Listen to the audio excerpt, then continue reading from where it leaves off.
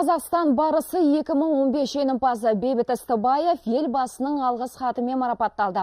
Оны еліміздің мәдениет және спорт министрі табыс етіп, омырауына барыс бейнеленген арнайы төс белгіні де қадады.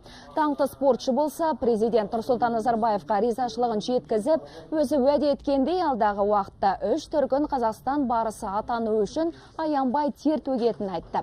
Сонымен қатар Бейбіт қазақ балуандарының былтыр кеткен есесін қайтарып, енді әлем барысы атағын жеңіп алатынына нық сенімін білдірді.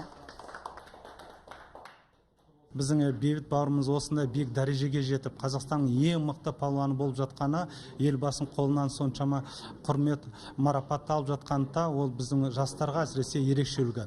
Біз Қазақстан алдын қатарлы мемлекет болу үшін әрине ең біріншісі ол біздің салауатты өміріміз болу керек. Ол спортқа деген, денсаулыққа деген әсіресе жастардың көңілі ерекше болу керек. Рахмет осы елбасымызға еңбегімізді елеп атқанына. Бүгін әрине ерекше күн.